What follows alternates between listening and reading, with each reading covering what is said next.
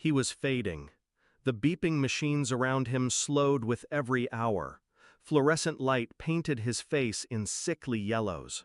We were supposed to be saying goodbye. Then he whispered, "Can you look at my back, Dad?" His voice trembled like it had traveled too far to reach me. I hesitated. His mother, my wife, tightened her grip on his hand. She didn't look at me. I pulled the sheet down slowly. He winced, and then I saw it. Bruises, old, new, some purple, some black, some shaped like fingerprints. I froze. My own breath stopped. I traced one gently. He flinched. The room went silent. She still didn't speak. I stepped back, pressed the call button.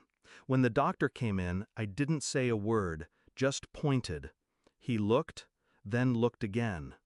"This is unbelievable." I didn't look at her face. I already knew what I'd see there. She said it was the nurses, rough handling, fragile bones. The lies came easy to her. They always had. I used to believe her because it was easier than the alternative. Now I couldn't afford ease. She kept insisting, crying, pacing. I stayed silent. At home, I watched her, closely. Every time her phone vibrated, she turned her back. When I spoke, her answers were too smooth, rehearsed. There had been signs, years ago, the way our son avoided her touch, the way he'd cling to me when she left the room. And I ignored it. Because love has a way of making you blind, and fear keeps your eyes closed even when you know better. But now he was dying, and I would not close my eyes again. I went back to the hospital alone the next night. He was asleep, but his nurse wasn't. She looked tired, guarded, but when I asked, really asked, she answered, said he'd had bruises when he was admitted. They logged it, filed it, told his mother. Nothing was done. I asked for the records. Legally, I had the right. She handed them to me quietly, said she was sorry, that she hadn't realized how bad it was. She had. They all had. But no one had spoken. I found the CPS report buried deep, closed due to lack of evidence. My wife's name was on the contact sheet. Next to it, primary caregiver. My fingers trembled. At home, she was laughing on the phone.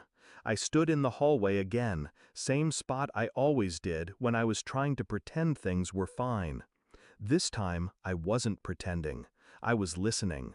She said his death would be a release, that the little shit just wants attention, that I was too soft to see it. I recorded every word. The next day, I went to the hospital with the file, and a detective. He read the nurse's statements, saw the photos, heard the recording.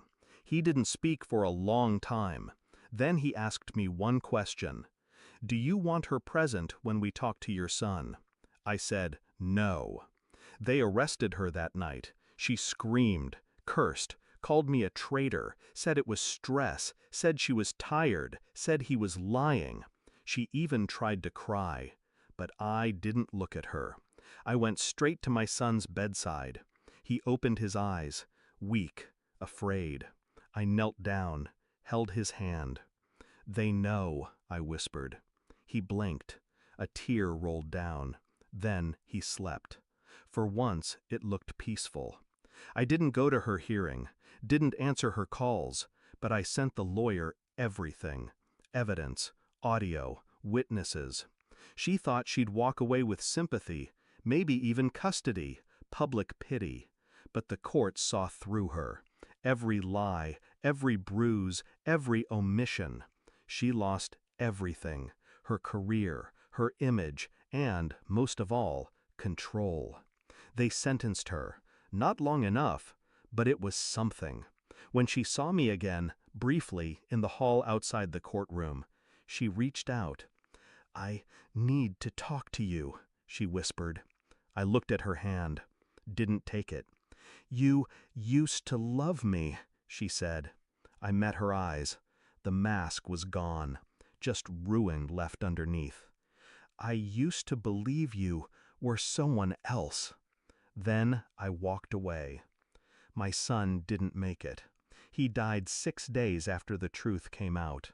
I held his hand the whole time, and he smiled, just once.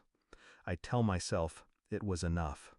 I buried him under a sky so gray it looked like grief. No speeches, just silence. People asked why she wasn't there. I didn't answer, because I had already buried her too. Not in dirt, but in truth and silence.